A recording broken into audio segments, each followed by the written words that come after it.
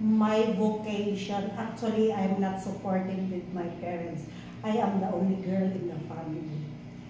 So after I study, I came from the province.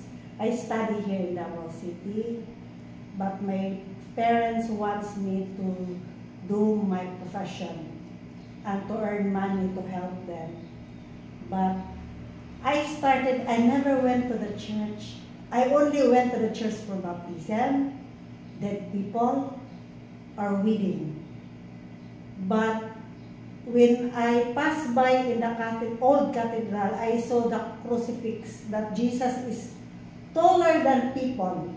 And then I saw the blood. And then I thought, why is it this man is on the cross?